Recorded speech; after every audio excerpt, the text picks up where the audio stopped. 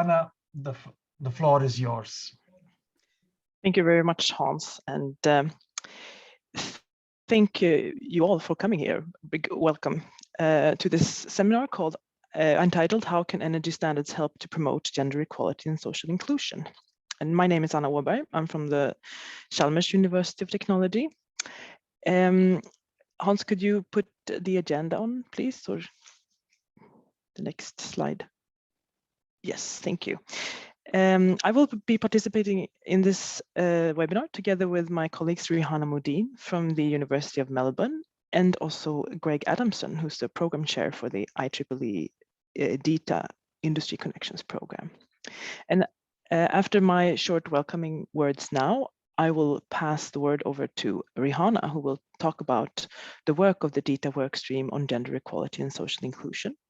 After that, Greg will take over and make an introduction to this dignity, inclusion, identity, trust, and agency program that the workstream is a part of. And then I will take over again and comment shortly on the relation between the uses TCP task on gender and energy and these standards. And in the end, we'll have a short presentation also from Sam Thomas about the uses TCP. So as you see, it's rather packed. Just as a short introduction, I'm a historian of technology, and the history of technology has shown us that technology happens in a social context. It's very deeply embedded in our social, political, and economic practices, and has been so throughout history. There's never been a technology that's just so technical. And this is also, in my opinion, why it's so important that also standards work include societal perspectives, not only technical ones, especially today when we stand in front of this great challenge in the form of transitions that need to be just and sustainable. This is an opportunity to take social perspectives into account when we develop new technical solutions. I hope that standards that take into account, for example, gender equality and social inclusion perspective can be one way to support the development for a more just and inclusive system. And this is why I'm looking forward to this discussion so much. But I will right away give the word over to Rihanna, who will present the work stream. Go ahead, Rihanna. Thank you very much, Anna. And I'm very pleased to be here participating in this webinar on this topic. Could I have the first slide, please, Hans? Next slide, please, Hans. Right, these are some images of the energy transition. Sorry, back again. Yes, thank you. The energy transition that's taking place in several parts of Asia, which is the space in which much of my work takes place. All these images are current. And to me, it also indicates that we are at the crossroads, perhaps even a historic crossroads, where we face as humanity an existential crisis, while at the same time, we have the means by which to solve this crisis and create societies where people, women and men, live fulfilling lives in harmony with their environment. And this potential is probably the clearest in the incredible technological developments that have taken place in the last few decades. And the low carbon energy transition is an example of this, which has potentially significant implications for low income countries to leapfrog technology and social equity gaps simultaneously, and important implications for women and marginalized groups, i.e. gender equality and social inclusion. And I think it's in this global context outlined in very broad brush strokes that enables us to even start to consider gender standards in the technology space. Next slide, please. So the background, the Gender Equality and Social Inclusion Workstream draws from over 10 years of development practice, integrating what we call GESI interventions in power sector projects in developing countries, amounting to over $1 billion in investment. Our methodology and tools are drawn from this body of work. The activities of the work stream overlap with the scope of the Dignity, Inclusion, Identity, Trust, and Agency program, or DIITA for short, of IEEE. And Greg will be going into DIITA in a bit more detail. And it specifically overlaps with the identification of barriers to gender equality and social inclusion, with a focus on technical standards for affordability and accessibility that support the progress of practical technologies to address these barriers. And the key question that we address is how to integrate gender equality and social inclusion considerations in the development of technical standards, with the view to incorporating GESI in system design, as well as policy and planning. Next slide, please. So this is where we sit, if you like. You've got the IEEE and Standards Association, the DIITA program, which has several work streams, and gender equality and social inclusion is one of the work streams of the DIITA program. Next slide, please. All right, so I want to now outline the working concept of gender equality in a technology context. And our sort of our banner, if you like, or position statement is gender equality and social inclusion to foster and advance technology to benefit humanity. And we draw from standard United Nations definitions. This is the definition from UN Women on gender equality, which with a specific focus on equal rights and opportunities for women and men, girls and boys, as well as gender equality between women and men being a human rights issue and as a precondition for a sustainable people-centered development.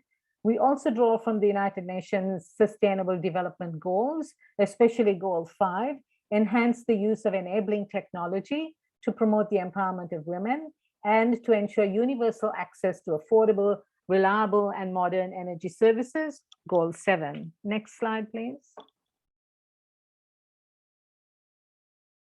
The key elements, I also like to consider these to be pillars of which are incorporated into this concept, is that technology, its development and innovation should enable and not prevent gender equality. And this also requires essentially that women are drawn into the process by which technology is designed, developed, and used. That women and girls and men and boys can afford and access technologies. So affordability and accessibility are key aspects of the concept. And these are what we describe as appropriate technologies. And broadly speaking, by appropriate technologies, we mean they need to be appropriate to the context in which people, societies, communities are using these. And creating an empowering environment through policy and regulation. So policy is absolutely key to fostering this. Based on this and drawing from this, standards-based solutions. Next slide, please.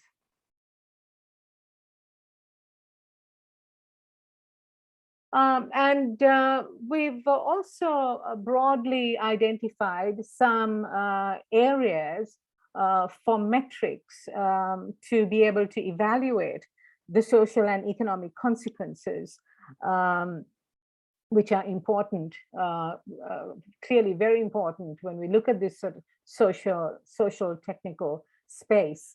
We need to be able to evaluate it and monitor it through appropriate metrics. And the key areas that we have identified are demographic information about access to electrical energy, power, internet and communication technology, demographic information about access to education, safe water on demand, and health services. And in health services, we would also have a special focus on maternal health, for example, and draw on some of the data that's available there.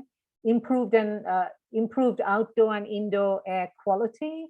And here indoor air quality is also very important in relation to clean cooking solutions. policy statements on universal access to technology and their gender appropriate formulation by state, province, and jurisdiction, and information about major public and private infrastructure projects in support of the above areas of work. Next slide, please.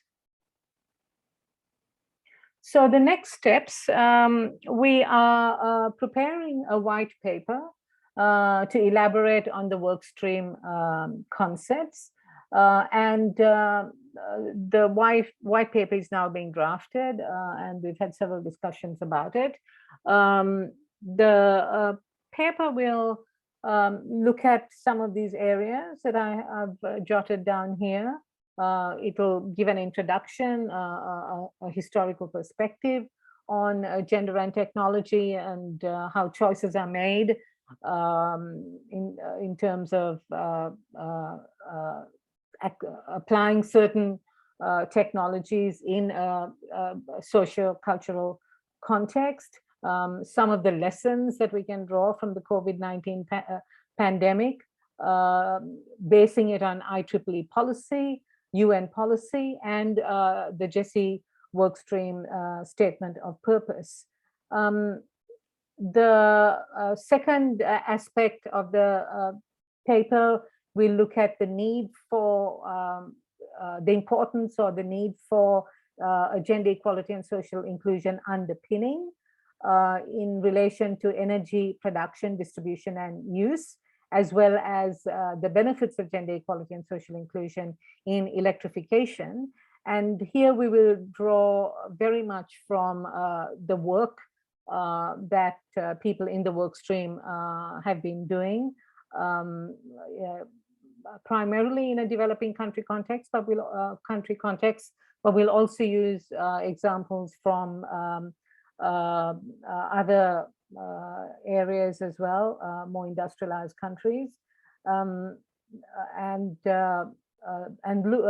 basically make an argument for why GESI is an important and underpinning consideration.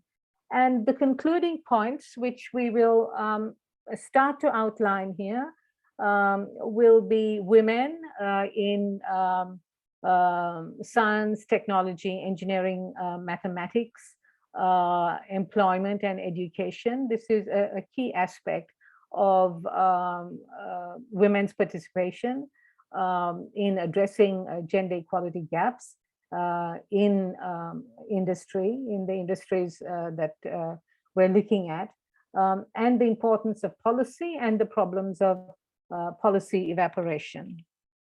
Next slide, please. And that's it. So I've gone through a general explanation of our program without going into a lot of details and examples, and I hope that gives plenty of time for questions as well. Thank you.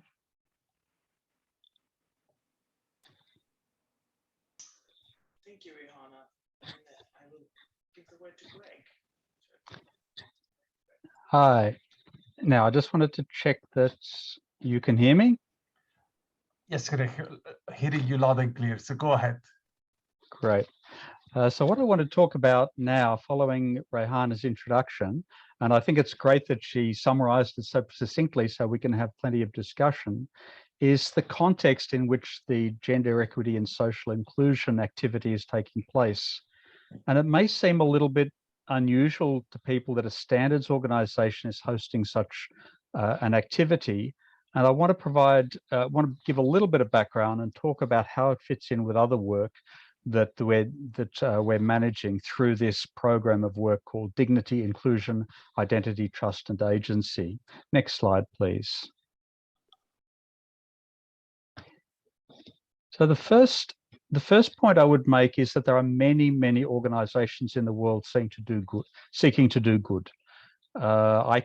If I do a Google search, I could probably find hundreds of civil society organizations with prominent boards, very, very passionate people, competent full-time staff, and and purposes related to development, to gender, to the positive, to the beneficial use of technology, and more. And I want to start off by explaining that IEEE, ironically, isn't one of these. IEEE is not an organization devoted to an idea. It's a professional association. So what that means, and we're the world's largest technical professional association. So we have about 400,000 members across the world in 160 countries. Essentially anywhere where you find a center of technology, you'll find IEEE members. And everywhere you find technology support, you'll find people who are aware of IEEE. We were founded in 1884 by some of the prominent people the famous people who were acknowledged for inventing electricity, the telephone, and so forth. I won't go into the question of whether everyone was acknowledged. That's a complicated question, but those people got together in 1884 and decided to set up an association, which after a name change became IEEE. And our tagline is advancing technology for the benefit of humanity. So this is sort of interesting. It's sort of like we were an organization of doctors whose tagline was to advance the health of the population.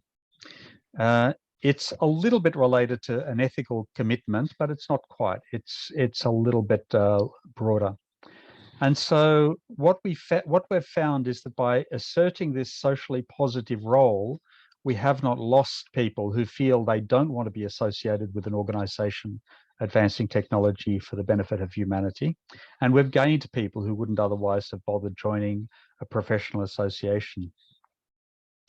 Now, being a professional association, our volunteers are the people who are actually doing the research, publishing the research, and building the technologies that will be used in the future.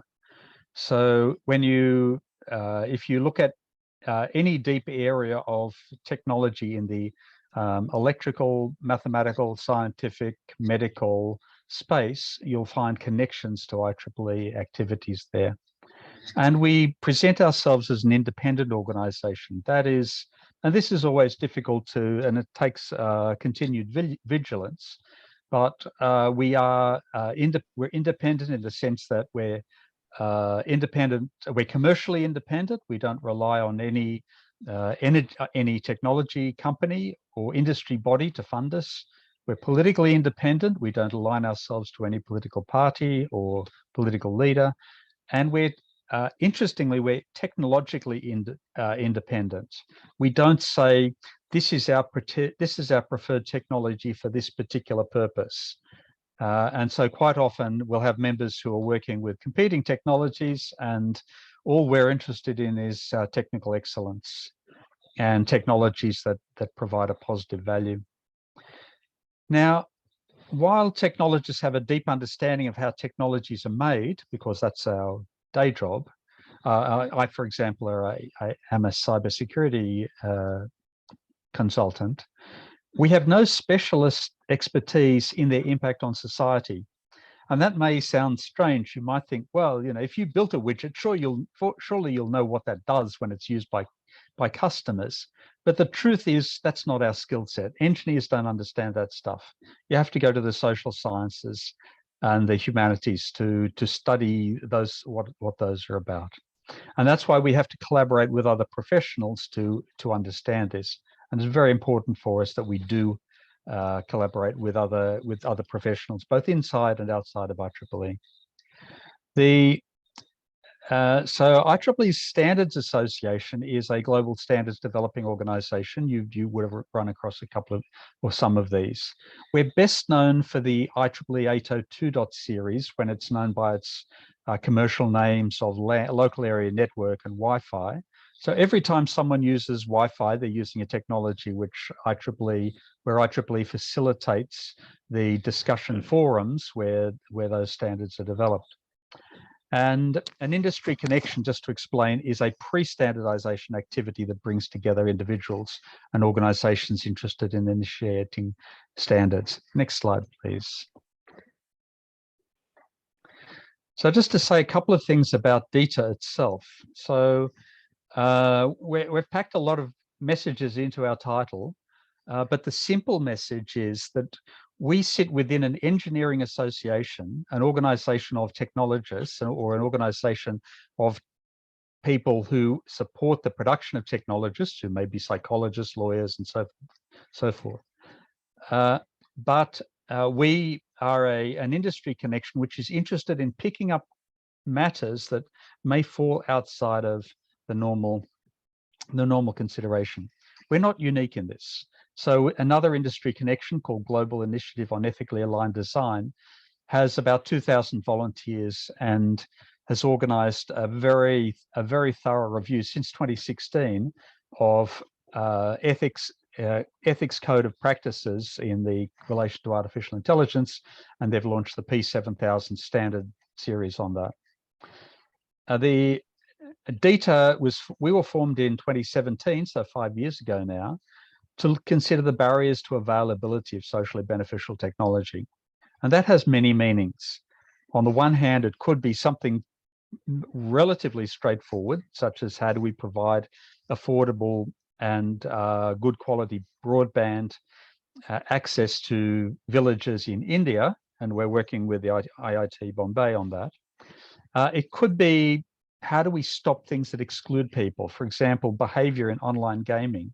There's a lot of toxic behavior in online gaming. People, male gamers who consider it their destiny given right to drive women out of games, and particularly producing games. And that group is based in Silicon Valley. We have we organized an initiative around what are the ethical boundaries when monitoring people with intellectual disabilities using artificial intelligence. So is it okay to just treat them like subjects, like experiment subjects? Of course not. There's no dignity in that. And so but if somebody can't verbalize their agreement, how do you identify, how do you get them to express their needs? That's a very interesting topic. And we're also strongly interested in the role of humans in the future of work. And the middle point on this page, sorry, the second paragraph on this page, the one about standards, that's the heart of what I'm talking about. Many groups are considering how to make technology better. We directly engage with technology to try to make it better. One example of this is one of our earliest webinars looked at whether standards could address IoT facilitated domestic abuse in the smart home. Now, it's a truism that technology cannot solve domestic abuse. Having said that, however, it is equally true that if the way IoT is designed makes it possible for stalkers and abusers to get away with it, and nobody can prove they did it, or nobody can stop them doing it, then that means the technologists who've designed the IoT have accidentally contributed to that domestic abuse, and responsible engineers should do something about it. Next slide, please.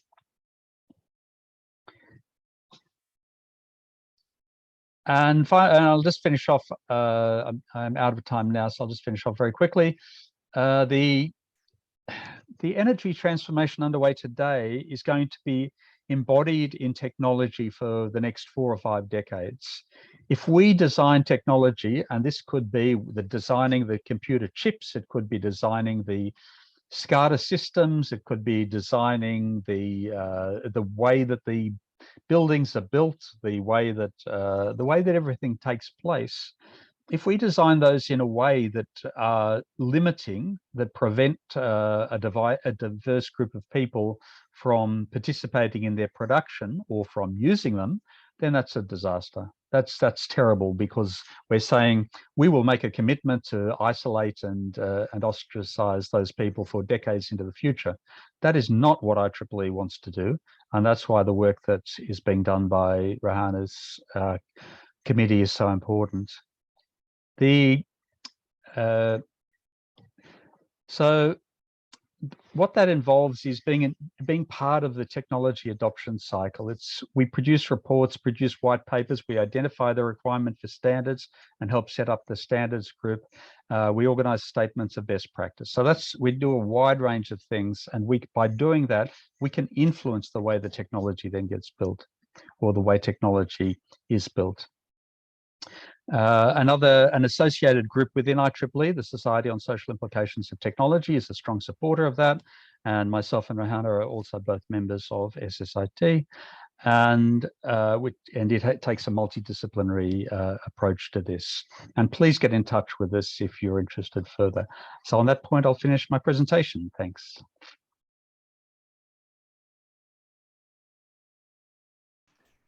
Thank you very much, Greg.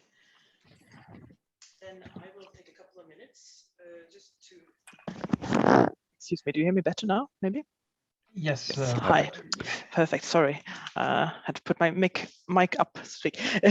So I will take a couple of minutes now to talk about how the uses TCP on task on gender and energy, how our work might fit with the standard work, which is also why I am a part also of this GESI Workstream group.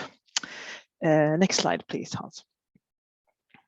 The leader of the IEA, Fatih Birol, has said that the clean energy transition is for and about people. The transition must be fair and inclusive, but leaving nobody behind. However, as we've also heard here from Johanna and Greg, not leaving anyone behind and creating more inclusive energy solution does not happen by itself. We need to be aware of how technology affects different people and groups, how it fits into different socioeconomic structures that the technology is created and used within. And from this knowledge, then, we need to design policies and technologies that benefit a diverse set of users. And this is not an easy task, of course. Could you have next slide, please, Hans? We have 3 subtasks in our main gender and energy task. The first one is called Best Practices of Gender-Aware Policy and Technology Implementation. And the second one is working with barriers to gender-aware policy formulation and implementation. And the third one is specifically working on developing a norm-creative design method in order to design inclusive and efficient technological interventions, aiming at, for example, households. And this is, of course, even though all of these parts, of course, connect to the standards work, this third subtask is one that I think relates the closest one to the work that's being done in the standards group. Researchers have been pointing out that energy policy and energy technology is still to a large extent gender blind and socially blind in many ways. In other words, they still do not take into account diverse impacts that they have on different populations in different countries, including gender differences. For example, women and men have different social possibilities, habits, are often working and living in societies that assign them certain roles and responsibilities. We can then also add other social categories to this, such as culture, economics, geography, resource access. And then all of a sudden, the possibility to put users into technological designs becomes very complex and the need becomes even bigger. Next slide, please, Hans. For example, then, for a more mundane example than the one Rihanna was talking about, earlier, studies have, for example, shown that energy user technologies are often designed as one size fits all. And that size, often at least, is statistically corresponds to a male with both technical know-how and economical possibilities to access a certain technology. This has, for example, been recognized in the work of Yolanda Strangers on what she calls the resource man, which is this sort of illustrated here by a very tech-savvy and clean, efficient, futuristic image of a user that steers their home in their phone, sort of, which is to the left. This is an image that she uses in her work. And here she wants to point out that smart technologies that are currently being implemented in many homes that are supposed to help us, and both to act more sustainable. They're often aimed at a very narrow part of the population and does not take into account the more messy aspects of life, as you see on the right. Children, shifts, jobs, economical possibilities, and very dirty clothes that need to be washed immediately. As Rihanna put it earlier, technology might sometimes not be appropriate to context, pure and simply. Instead, also as Greg also mentioned, a lot of the focus for these technology developers are more on numbers like load factors, efficiency in terms of production processes, or numbers of energy energy used, basically.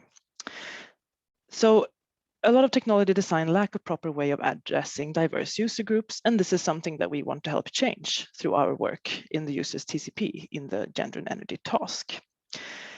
And the reason we want to do this is that the problem of not recognizing diversity of users is that interventions can become ineffective because they're unlikely to successfully engage a large part of the population. We can also have difficulties upscaling solutions because they're not likely to succeed if there's only a part of the potential energy consumers and prosumers that are addressed or feel included. And then, of course, added to this comes the ethical dimension that Greg and Rihanna have already talked about, of making sure that people have access to technology and access to technology that can help them live good lives. And I think that standards now, if used in a progressive way, like what Greg was outlining, can be one way then of working together with technology developers and make them sort of think broader on what the effects of technology is for different user groups in different socioeconomical and cultural contexts, and also as a platform to work together, social scientists and technology developers, because I think that's very sorely needed at this moment in time. And this is also why I believe that the collaboration between our task and this IEEE standards GESI workstream is very exciting and is going to be beneficial, I think, both for our work and for technology development. That's what I had to say. So then I think I'll leave the floor to Sam. Thank you, Anna, and also Rahana and Greg. This is a great set of presentations. Such an interesting and under-researched topic with so many new questions to address as the energy transition accelerates. And so many aspects, I think, that benefit from both international comparative analysis and also from socio-technical analysis, so that interaction between the social sciences and the technical sciences. So it's right in the sweet spot for the user-centered energy systems TCP, users TCP. And as Anna said, the gender and energy task is one of our tasks, but we have a number of tasks that you can see at the bottom of our screen there that deal with a whole set of issues that sort of cut across that socio-technical perspective. But you might say, what is the users TCP? What is a TCP? Well, a TCP is a technology collaboration program that operates under the auspices of the International Energy Agency, the IEA. And there are 38 different TCPs, technology collaboration programs, that focus on different topics. And together we connect thousands of experts across government, academia, and industry in 55 different countries. The users TCP, we have 15 member countries across Europe, North America, Asia, and Australasia, as well as the Copper Alliance, who we partner with to deliver this Academy series.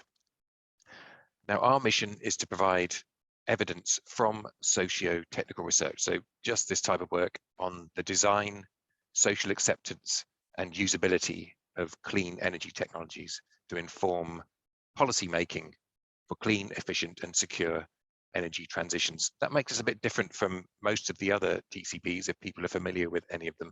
They tend to really focus on a particular technology or set of end uses. So, there are ones around wind, one around solar, ones around electric vehicles, ones around buildings.